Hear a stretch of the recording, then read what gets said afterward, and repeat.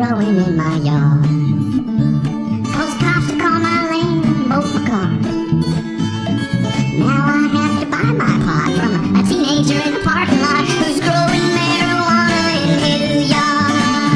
Oh, he's growing in their yard. Hey, I can show you how, it ain't hard. Never mind the president, let's overgrow the government and all grow marijuana in our yard. Let's grow some marijuana.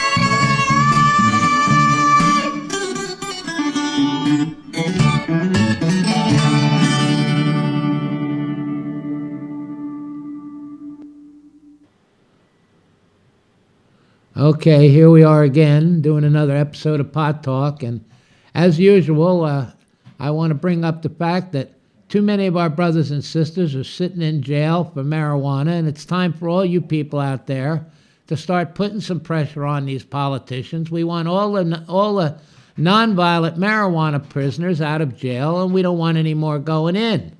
And now that that's been said, and I've said it many, many times on our show, and we wish you people would get off your butts and start doing something to free these people. There's a lot of people suffering in prisons and in jails who've harmed no one.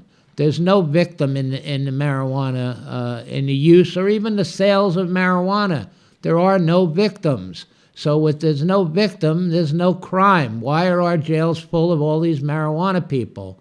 And the drug war in general is a racist drug war, and it was started and used racially, but the whole reason it was really started was to stop the marijuana industry. Farmers were growing it, and it was going to be a boom crop where many farmers would make a lot of money, and the big corporations like DuPont and the drug corporations and the wood paper companies saw that it was a threat to their monopolies, and they saw that instead of all the money going to just a few big corporations, it would be spread out to farmers all across this country, and they couldn't have that, so they used marijuana, the word marijuana instead of hemp, which everybody, had they started it out as hemp, people would have saw the scam. Or cannabis? Right, or cannabis. But they used the word marijuana, so most people didn't know what they were talking about, and they thought it was something else until it was too late. So you people out there better wake up. It's a useful medicine. It was a medicine before they started this, and they knew it, and yet the DEA put it in Schedule 1, which said has no medical value. And they knew that it was in 50% of the pharmaceutical medicines at the time. So everything that the government has told you about marijuana is a lie. Basically, almost everything that the government tells you about anything is a lie. If you believe that marijuana is really harmful, then you really believe that some airplanes crashed into the World Trade Center and the heat from that melted that steel and made that building collapse. Well, you people will believe anything that they tell you, and that's the big problem with America right now.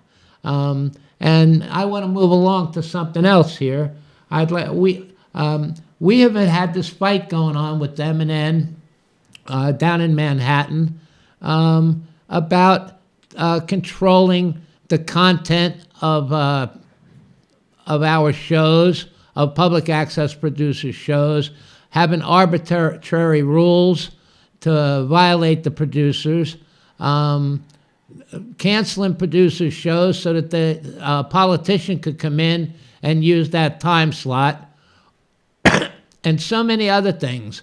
Because we were complaining about this, and we have a friend, Lydia Radin, a wonderful lady, and me and Paula tried to organize the producers down in MNN to say, well, we're going to fight the injustices and the violations of our rights by MNN. So we organized a group of producers to come, and we were going to do a meeting. We, a group of producers, invited all the producers who wanted to come. It wasn't closed to anybody. Right. No, all right. It wasn't closed to anybody. And we had an agenda that we were trying to put together to take on MNN and to deal with the violations of people's rights of canceling people's shows without a fair hearing, without them being able to bring their side in, such as, what's her name? Dee Dee Halleck. Oh, Dee Dee Halleck. And what's his name also? Dean Lauren. And Dean Lauren, and quite a few other producers down there. Lydia Radin. Lydia Radin, who've been canceled without a fair hearing. And so we were trying to do what basically the unions want to do. If they want arbitration and they want fair hearings, and that's basically what we were wanting to do and trying to put together. Well, we had a meeting, and Lydia Radin chaired the meeting and was doing a fine job of trying to organize the producers. So then, and we told all the producers at this meeting we were going to film it, and they all saw that the camera was there.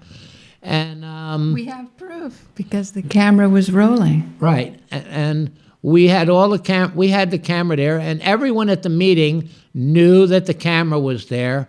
One lady said, "I don't want to be on camera," and sat off to the side out of the camera. But another lady who hates Paula Gloria and attacks Paula Gloria every chance she can, and all the producers down at MNN know who she is because all she does is run around and bad rap Paula. She sat in on the meeting, and she knew the camera was there, and she didn't say, "I don't want to be in the camera," and she didn't sit off to the side, and she chose to sit there, and she knew the camera was there. And then after it was all done with, she said to a few people she didn't want to be on Paula Gloria's show. And at first I was upset because I thought this is a lot of editing for me to do. But you know what? When I did the editing and removed her, it was a much more pleasant experience. But anyway, there was one shot where maybe her face showed up, and so then she complained to MNN. Well, we don't know. MNN's not telling us who made the complaints. We'll Well, read the letter later, but All right, you're surmising. we weren't told by MNN, but we know who's doing all the complaining, and we know who's trying to manipulate little groups of people to attack Paula. You know, she's got her what do I call them? Oh, don't use that word. Yeah, I want to use that word. I No, love that no, word. Good, you're not remembering that word, and I'm not going to tell you. Oh, Shall we move on? Let's move on. all right. But Let anyway, me read. anyway, she has Get her Randy little. laughing. Come on, Felicia.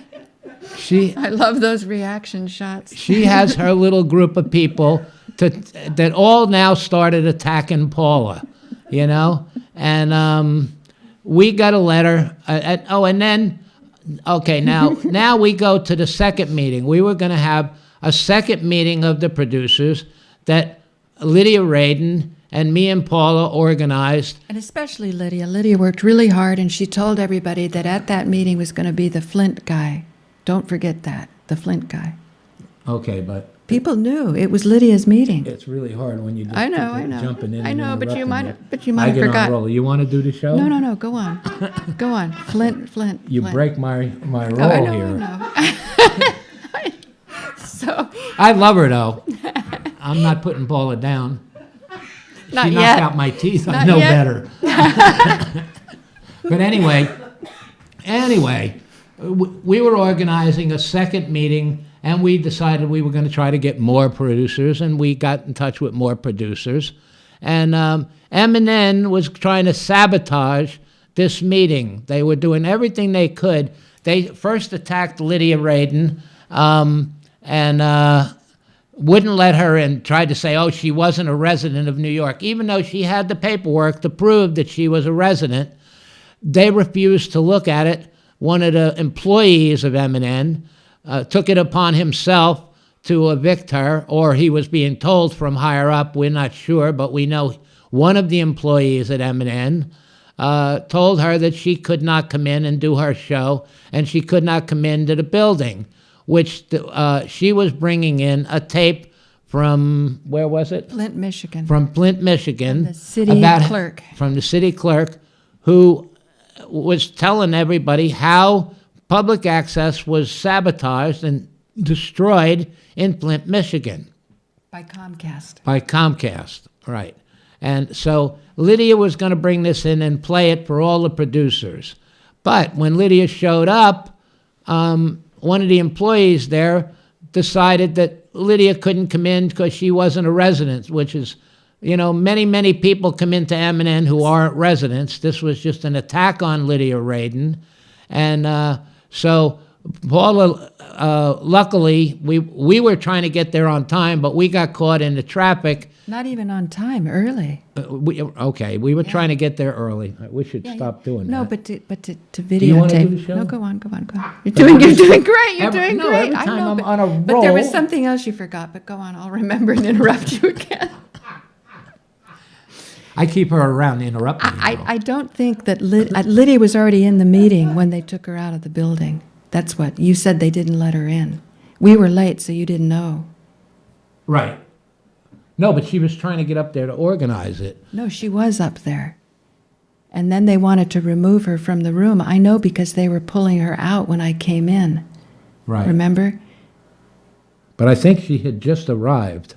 Well, let me tell you how I remember it. There's just this part, because I was really anxious about being late, and the bus was so slow because the UN was in town. Everybody was in a foul mood because everything was snarled up.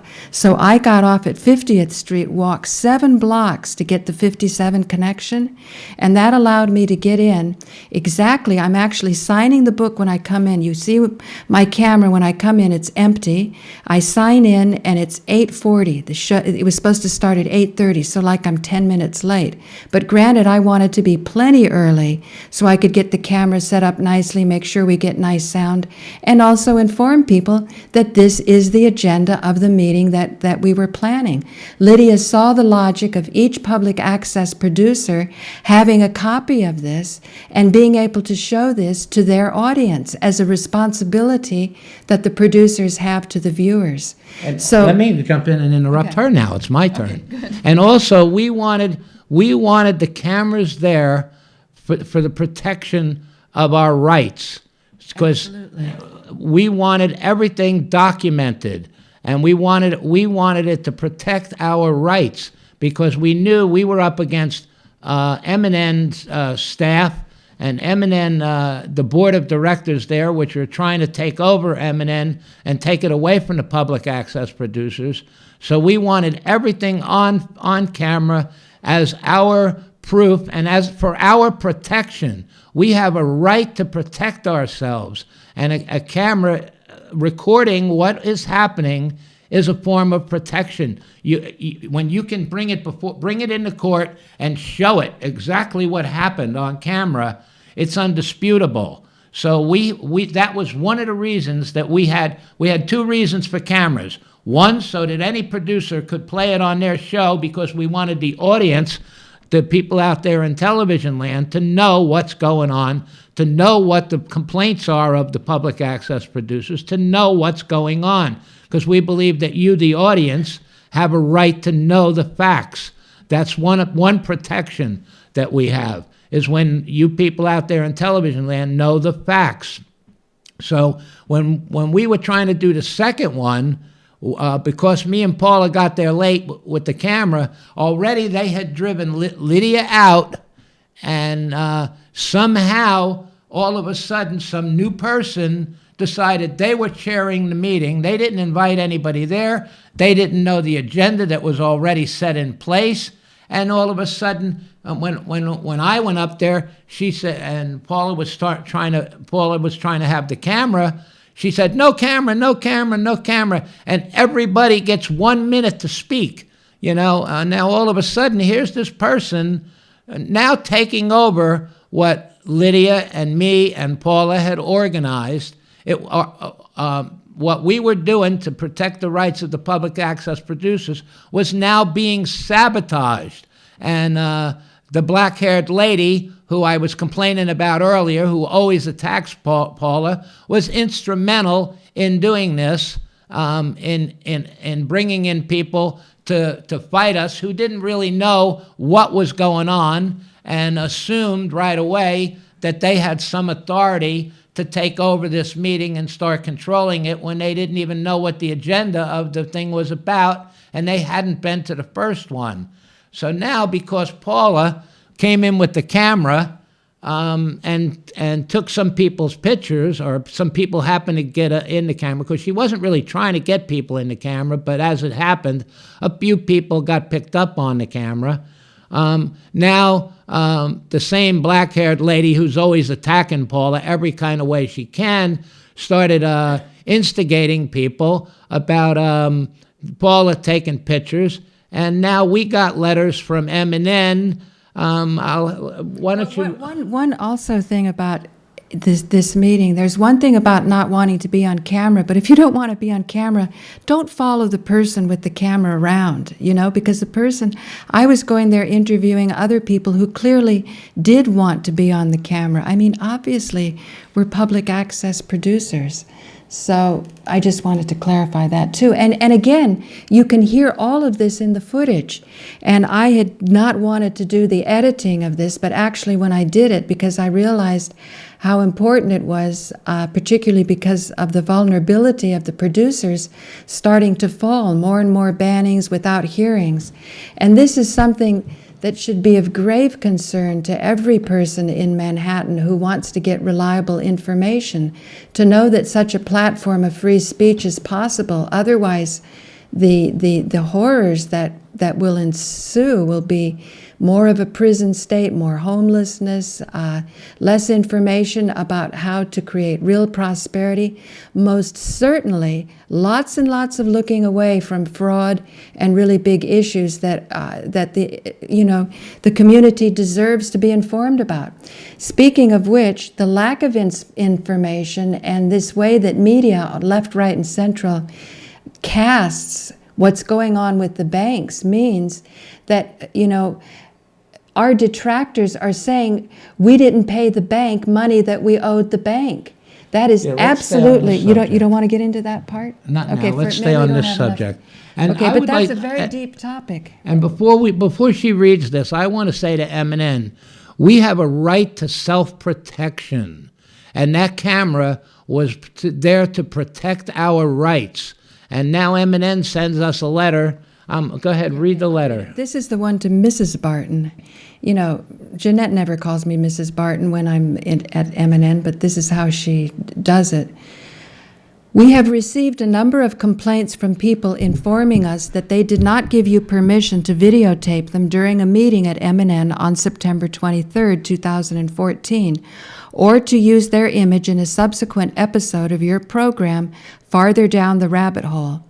These complaints indicate that you did, in fact, and over their objections, cablecast their image on the episode of Farther Down the Rabbit Hole, which aired October 3rd, 2014 at 12 p.m. That's noon. Let me jump in on that. And yes, we aired it because the public has a right to know, and we have a right to protect ourselves. And these people at the first meeting knew the camera was there and chose not to step out. If they didn't want to be filmed, they could have sat to the side and not been filmed. They didn't. They waited till it was all done, and then to sabotage the fact that, and this is a lot of sabotage going on. That's why this camera being there was important, because it shows who the real players are, who the people who really are fighting for the rights of the public access producers, and it shows that the people that are petty, that are jealous of Paula having a camera and getting her show and getting the message out to people. I'm a convenient scapegoat. I'm not the reason. Well, for the particular person that's really organizing all these people against you, and She's got her little clones that, what's the word again? I really No, we don't want like that word. word. We don't like I know okay, you don't let me like go that on. You word, wanted me but- to read the whole letter through. For your reference, MNN's policy on representation of authorization is as follows. And by the way, And Legal Eagles. We don't need authorization to protect our rights, and that's what this was about. So MNN policies violate our rights. If we have to have authorization, that's like if a cop was beating somebody up and I want to take his picture showing that that cop is beating someone up and violating their rights, do I have to ask the cops permission to video him and say, oh, can I have your permission to show you violating someone's rights? You know, What are the chances you're going to get that permission? Right. So No, that- you have a right. You have a right to protect your rights, and that's what this was about. This camera was there to protect the rights of the producers that were taking a stand against a big corporation, against big money, and against foul stuff that's going on at MNN. Yeah, you know, I was actually going to kind of let it sit because I didn't even edit the most juicy parts of it. But you're mixing up two different meetings. The first one was, I think, August 25th, and that's when we had kind of the deepest discussion because, after all, Lydia got to stay for that one. Dean Lauren called in on the little squeaky cell phone because they didn't let us use the beautiful, you know, landline council telephone that would have given a much more beautiful conference experience. We couldn't call out on the line, neither could we receive a call in. But Lydia's always got her workaround solution. So she had her little cell phone, and Molly Cheshire was in Pennsylvania. She could hear it. But you know, you couldn't project through that squeaky little, you know, cell phone. But Dean Lauren got to get his case forward, you know. Josh Walensky was there. Alan Steinfeld spoke really well. I mean, it was one of the best meetings I've ever had since I've been at MNN. So anyway, here, for your reference, MNN. Except for the black-haired lady who sat Well, through she the came whole later. thing. She came in later. So No, if she came in later, she could clearly see that we were doing a video presentation, and the person who chose to be off camera and sat next to the camera but off of it knew that the microphone was being swung around to pick up her voice, because obviously she wanted to put a whole lot of her 2 cents in on this. And this would be all very evident if I you know, ever get around to showing it. But let's go back to this. For your reference, MNN's policy on representation of authorization is as follows. Channel users must represent that they have obtained all necessary permission for material and individuals appearing in their programs. Channel users are required to provide satisfactory evidence of such permission upon request by MNN. They might as well add, and you can only go to the bathroom once per every session. Right. But Shall I you know go what? on? Shall I go Even on? that necessary permission. You know, you don't need, when you're trying to protect your rights, you don't need permission. We don't need permission from MNN to video stuff that's protecting our rights. MNN's policies do not override our rights, and MNN should get that clear. Yeah. Additionally, recent updates, again, these are updates to MNN's Code of Conduct, identifies the following behavior prohibited on MNN property.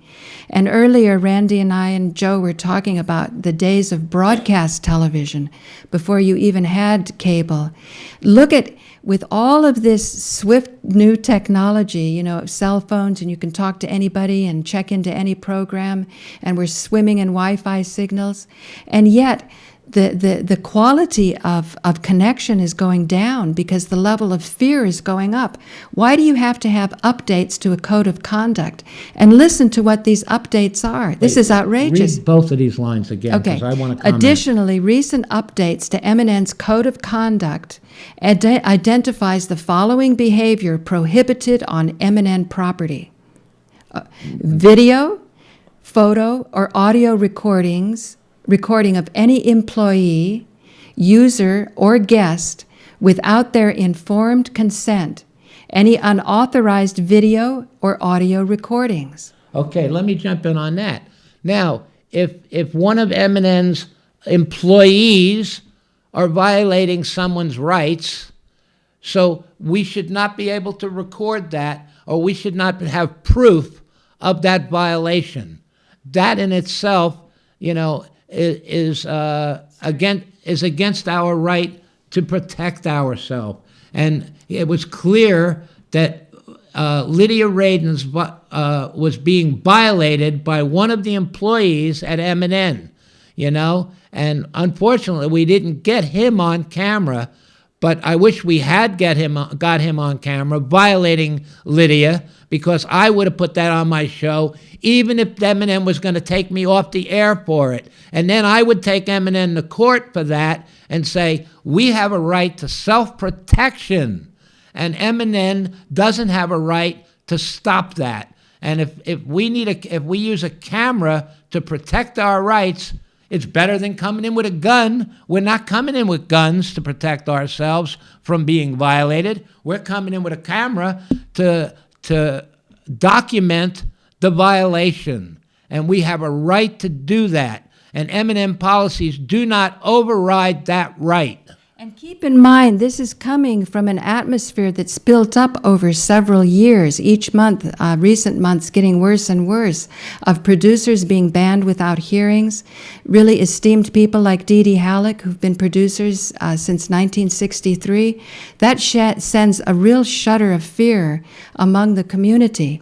And so you'll see that the behavior that was taking place at these meetings, particularly the second meeting, where more people felt they were going to, push their way and their will to say this shouldn't be recorded, whereas we are absolutely committed to protection by our cameras. We are not fearful of our images and what's being said. We speak from the greatest truth that we know.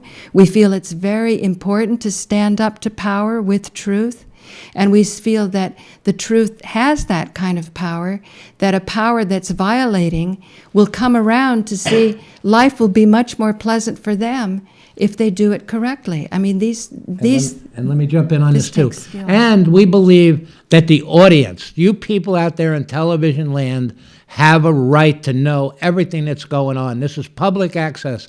This is your television, your channel. This is for the public. This is for you people out there in television land, and you people should know what's going on. And when we video it and we show it to you, you know the facts. And that's what we want. We want you people to know the truth and the facts. And that's what MNN don't want you to know. And that's why they're saying, oh, you can't have this camera. You can't take these people's pictures. Well, bullshit. We're going to do it. And if you want to take us off the air, then take us off the air and we'll sue you. And I don't mind doing that. And we'll own MNN. And we'll give it back to the people who it belongs to. And to all you producers out there who sided with MNN, who sabotaged what we were doing. We were doing what we were doing in your best interest. But because of a lot of pettiness of producers out there, you chose to go and flap your jaws saying, oh, I was violated. They put me on television. Well, you know what? If you don't like it, take us to court.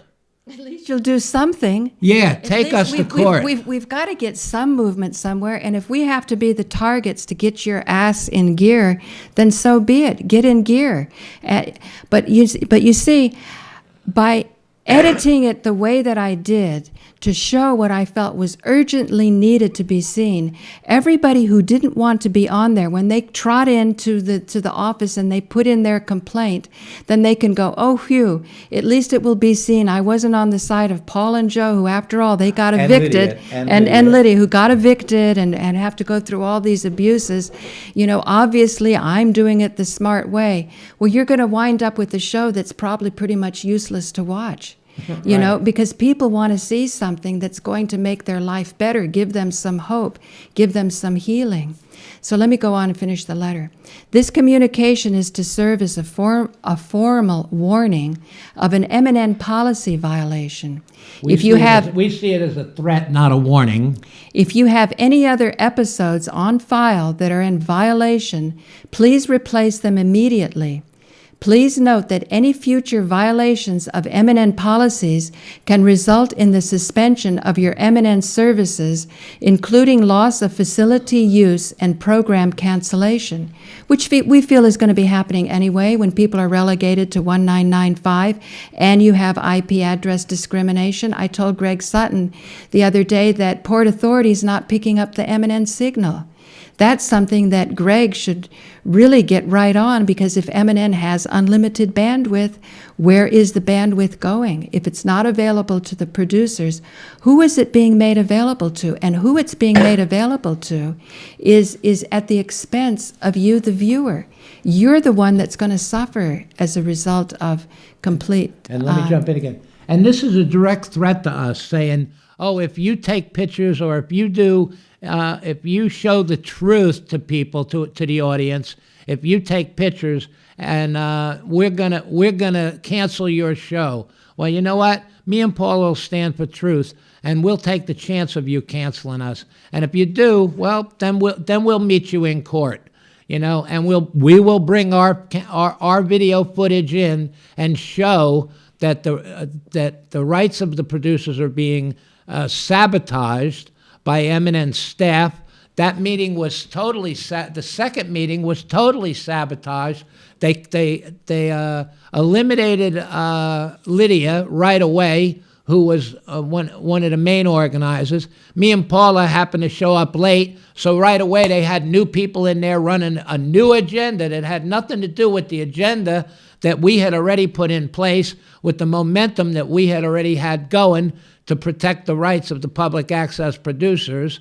And we had one petty little person manipulating other public access producers because she has this tremendous hate for Paula Gloria. After this show, I don't think it's going to get much better. As far as Marshall Rosenberg, nonviolent communication, and find out where those unmet needs are. Well, I have not mentioned her name, but she's black. She's got black hair. Okay, come on. And all you producers at MNN know the woman that's running around going, Paula Gloria, Paula Gloria, Paula Gloria, Paula Gloria. You know what I mean? Because she's jealous. Paula has a nice personality. Paula is well-liked, and she's not. She has a terrible personality. She's a nasty old witch. And she is. She is. She's a very nasty person, you know? And she's had run-ins and got other people canceled there, and she agitated one woman to the point that... the woman wound up, I think, striking her, and then she had her wound up getting thrown off MNN and banned from MNN. And this woman is a real evil person. Okay. And I have not said her name, so you people out there know who she is. And I didn't say her name, so she can't sue me for what I just said, but she knows who she is. Oh, go ahead and sue him. Yeah, sue me. Sue me. Yeah, I love it. Help us. Court is my favorite thing. I'm at my best in court. Right. Or you'll have to help us. Am I right, Randy? Or you'll have to help us get our you're apartment. right. You're right. Or come and help us get our apartment back so you can take part of it in your lawsuit. Okay. Now here's a slightly different letter to Joe, and I want to point out that all of the tension that's going on with the producers have to do with the sucking of equity. They're all anxious. They know that the hard work that they've put in over years is about ready to be taken away. And I think everybody should position themselves where they feel comfortable. I know that there are a lot of really sincere producers who are very aware of the arguments. They understand what Joe and I are doing, but they're not cut out to do it themselves, and that's fine. Everybody finds their place. My point about this... Familiars. That's the word I was looking for. This witch has familiars. She's got these two guys that whenever she don't like somebody, she sends her familiars. And her familiars attack Paula too, you know? They don't think for themselves. She does all the thinking for these two clowns. Break. Do you know what a familiar is, Randy? Do you know what it is? Yeah, what a witch has. I am. No, go on. I am very intimately not involved, but knowledgeable of these sort of character assassinations. One went on against me for about 5 or 10 years out of Brooklyn, and yeah, there.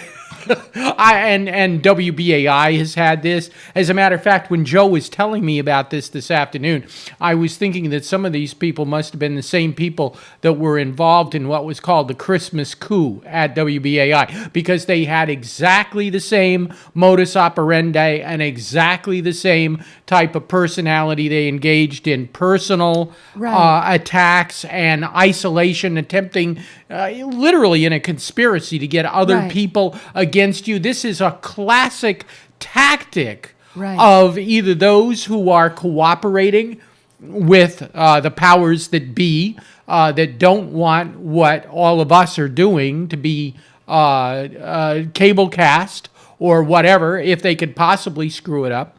And this is the same sort of reason why our company that's doing the FM station is structured in a way that nobody can come in and do this. Nobody can come in. If they did this with us, they would be by our charter thrown out of the radio station. Right. So, Yeah. And the tactics, Felicia just said, these tactics are published during the Clinton administration under what is called the CSAP manual, which comes out of Columbia University, right there nearby. A guy named Joseph Califano. And they published, that's the Center for Substance Abuse Prevention. And they have actually published manuals of all of these kind of cease and destroy insurgents, because we would be the insurgents. And the reason why that tactic was developed back in the late 80s and 90s is it was a part of a war on drugs that everybody knew that they were going to eventually lose, so they had to resort and invent these kind of tactics in order to smear people who were trying to advocate for change. So this is right out of the government manual. I do think it's more constructive to think about our personal responsibility. It took very little for that meeting to fall apart, other than removing Lydia Radin. She was really the power behind it, the vision. She'd done a lot of footwork. She, collected that piece that came from the city clerk in Flint, Michigan, talking about how he was on the cable advisory committee and how they were being seduced by Comcast and how easily they got swindled. So once she was out of the picture, it fell apart automatically. But in this next letter I'm going to read that's done to Mr. Barton, I want to just sort of have a different viewpoint on this. When you're asking to face your accuser, like if there's some complaints, you have a right to see what those complaints are. Otherwise, there is a possibility that this could be made up simply by a corporation who wants to. No, we know it's not made well, up. but I'm saying We know the nasty witch that's behind it. And you know Joe, what? Don't go off again. No, let me do it. No, first of all, I really love Paula very much. And this woman is constantly attacking her and constantly trying to psych people. And, like we had an article, Lydia, when we were fighting our court case about the eviction. Some newspaper people came, and we didn't know they were coming. And they interviewed us at the thing. And then they wanted to follow up on it, and they came home with us. Just on the day Molly had dropped off a whole bunch of stuff. Right, let me finish my story. Okay. And so they came home with us, right? And they did this article on us and on the eviction that we were fighting, and they took pictures in the apartment. Now, this woman, the same woman, all she did was say, "Oh, look at that. Paula didn't make the bed." Because it got in one of the pictures and the bed wasn't made. She finds every kind of way to attack Paula. And, I'm sick of it. You are, black-haired lady, you are a witch and a troublemaker, and you've caused trouble for so many people at MNN, and you run around and you yip, yip, yip, yip, yip, yip, yip, yip, yip, yip, yip, yip, yip, yip, yip, behind everybody's back, and you are unproductive. You've got no personality. Paula's a beautiful woman. Paula has brains, which you don't have, and Paula has people that really care about her, which you don't have, and I'm sick of you constantly attacking Paula. So, this is me coming at you. Don't take it out on Paula. Run around and say what a scumbag Joe is. I don't mind. Okay, so, but what I am saying is after the producers have so much tension among themselves because you're taking the platform upon which they've been standing and you're shrinking it. That's what's happening with IP address discrimination. And we can see over the horizon, we can see where this is going. If you don't really have free speech, anything less than free speech isn't free speech, because it starts with a little censorship and it creeps in and it creeps in. So a policy of a corporation is only the concern of employees within that corporation. We have never been paid by Time Warner. This is the real power and meaning of a non-commercial operation. Our operation, we don't give this message out for money. We give this message out because it's what we were created to do. It's our calling. It's something that's so far beyond money, and that's why shows that are coming up, particularly when we had that big simulcast on Woodstock FM 104, we hooked up with Angela Stark in Los Angeles, with Kate of Gaia up in Canada. We had Earthica Starr in Colorado, and it was being watched by a good friend over the internet of mine, a cousin of a business partner in China. And he's following it very, very carefully. And he also keeps us apprised of the Chinese buying the Federal Reserve. You had to and go what, there. Yeah, and what that will mean. Now that's been talked about for a long time. Who's going to be picking up the debt? There's a difference between picking up the debt to an asset that's actually there. But if fraud is now starting to be pawned off overseas because we can't hold our politicians in check, we can't insist on honest service in the courts, we can't insist that our police go by lawful rules. One police, they ignored a judge's order for me to go back in and pick up my cell phone just for a temporary visit. They ignored that. That means if the police aren't even paying attention to what the courts are ruling, why should we be wasting so much time with them? But we continue doing it because we feel that through our energy, through our faith, through our belief, we will create something of value. So I would say there's two hands that are coming from overseas. One is what Rod Class was talking about with the international courts, that there are judges overseas who realize how we are being, we're like the Jews in the concentration camps here in America. We have to be hauled into court for reasons of no harm parties, just to tap in to our federal trust accounts. These are the things that must be understood by our peers in order for them to be protected. Because what that means is you've got two forces that are going to come internationally. One force is going to come because our debt has been sold off, that the price on our head is now going to be collected by agents overseas who probably will hire the same old scumbag police that don't follow the law. I'm not talking about the people that do follow the law. But if you don't follow the law, you're just going to go along with the highest bidder. And don't even pretend to say that you have any concern about freedom and even democracy. That's not what's going on overseas. But believe me, there's plenty of people overseas who really do love us for our culture, who do love us for our vision. And that's the kind of thing that's been fashioned out through a labor of love, such as Woodstock FM 104. And that's why we had such a spectacular broadcast that went to the darkest levels of foreclosure and bank fraud, but also to the highest levels of what it means to be enlightened and to have a soul that you can take with you through lifetime when all these little petty fraud things have just diminished. They've just gone away. That's how important free speech is. Therefore, Joe's letter is a lot shorter, but you can still see the same highlights. We have received a number of complaints from people informing us that they did not give you permission to cablecast their image on an episode of Pot Talk with Joe Barton, which aired on October 4th, 2014 at 9:30 p.m. Let me jump in on that again. Again, we don't have to have permission when we're protecting our rights. MNN, you need to get this straight. Our rights were being violated we were being we have a right, just like if a union, if there's a shop and a bunch of people want to start a union and they start organizing, they have a right to organize. We, the producers, have a right to organize. Now, that right to organize was being sabotaged. We had a right to document that sabotage. So, go ahead.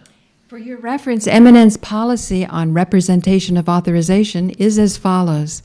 Channel users must represent that they have obtained all necessary permission for material and individuals appearing in their programs. Channel users are required to provide satisfactory evidence of such permission upon request by MNN. This satisfies me. I don't need your this doesn't permission satisfy to me. protect my rights. This is very arbitrary. Yeah. This communication is to serve as a formal warning of an As MNN. as a threat, not a formal warning. Right. That's a threat. Either you do what we say, or we're going to cancel your show. Well, you know what? If we can't have free speech and we can't have our rights protected, then cancel us. I don't care. You know what? We'll go on radio and we'll tell the truth, and we will take you to court and we will fight you. And that's what I do. I've been doing it for most of my life, fighting in court. So let's go. Bring it on. But also, maybe you shouldn't take it so personally, because when you know what? When they attack you, I take it very personal. Yeah, but this is coming from MNN. They're not attacking me. This communication, well, indirectly, they haven't let me go live for 2 years. I mean, there's so many violations against us. When Alan Steinfeld was at the first meeting, I think that was August 25th or 23rd, Alan was reading from the ACAP bylaws. That's the Association of Cable Access Producers. And practically everything he read, we have been denied. We've been denied ratings. We've been denied fair hearings.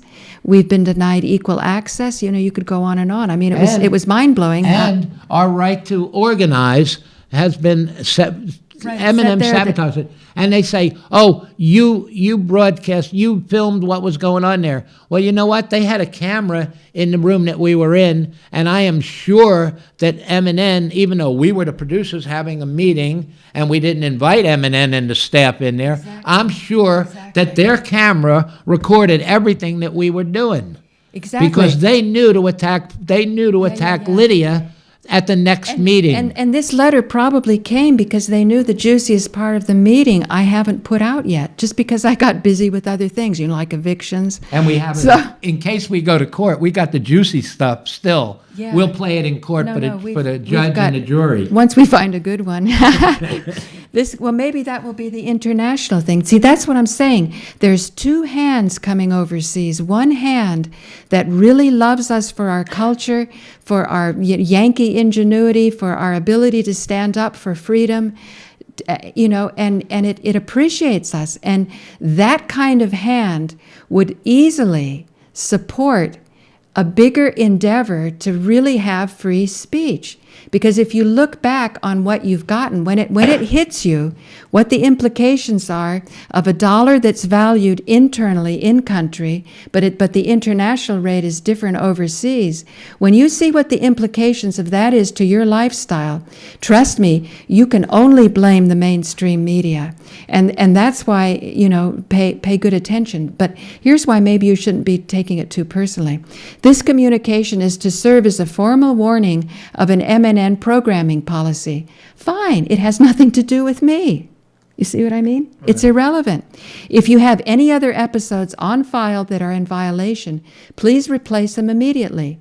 Like says who? Show me the agreement that we have that shows me that I must do this. And otherwise, if there's a harmed party, any one of those people who signed the complaint, trust me, they're not harmed, because they went trotting into you to say, oh, I wasn't anywhere wanting to do anything with Paul and Joe. Therefore, if we're the dangerous element, they're now harmless because they've put their complaint in and you've done your requisite formal warning to us. So, that's all done. And if any of those people who were filmed feel that they were violated, we welcome them to take us to court.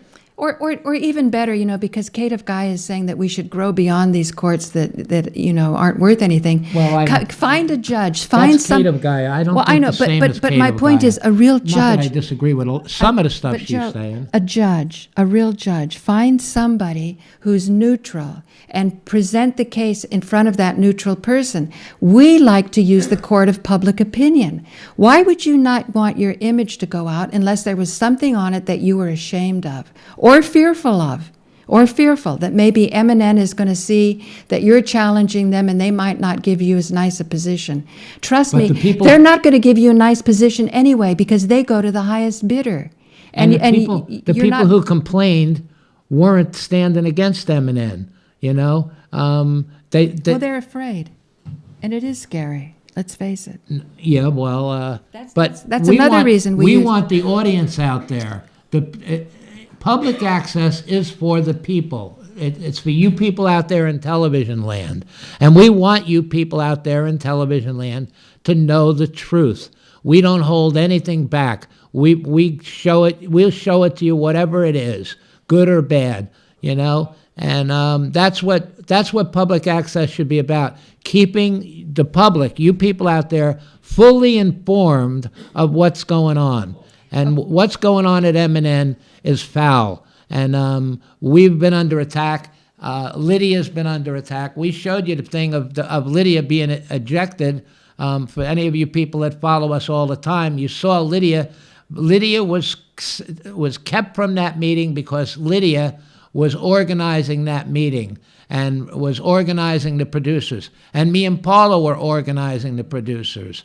And there's a little jealous little clique of people that they don't have the nerve to stand up and even stand up for their own rights or stand up for the rights of the producers.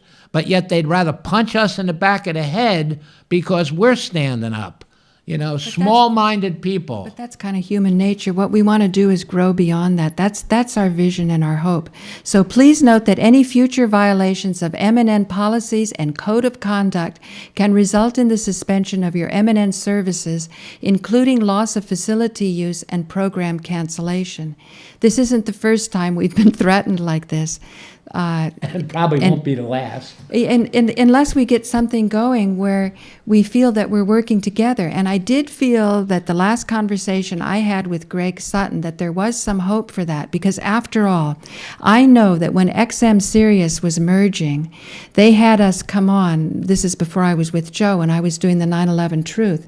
And we got them up to the top of Google May 19th in 2008. And this was because the bank fraud was happening, so they wanted a distraction. And the show that I had later that day, Total Penetration, got 17,000 attempted calls.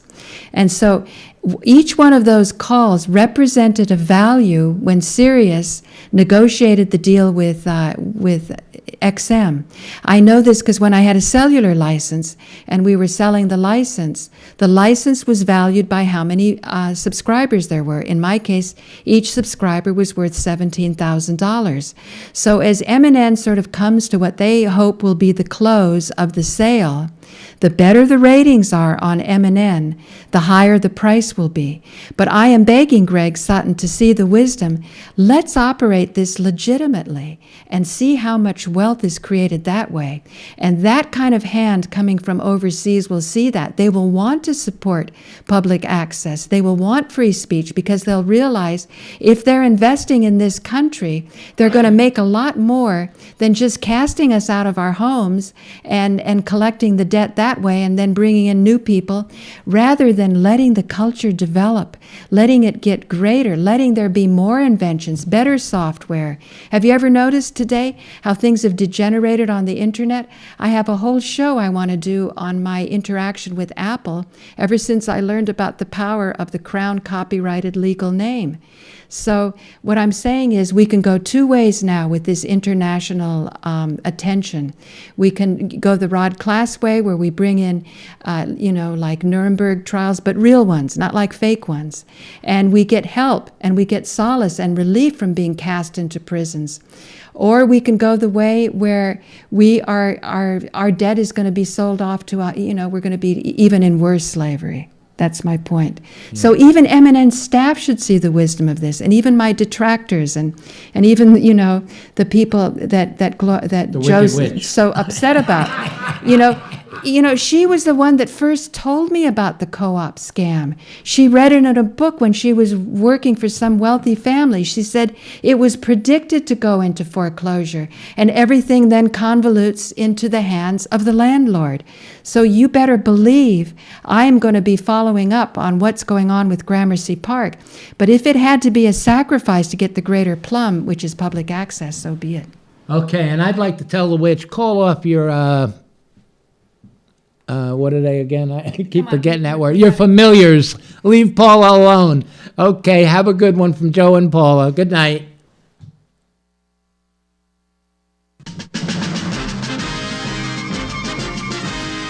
And you've been watching Pot Talk with Joe Barton. Starring Joe Barton. Tonight also starring Paula Gloria. Well, be sure to tune in next week to this cliquishly attacked public access station for more Pot Talk TV, which is a Manifestation production.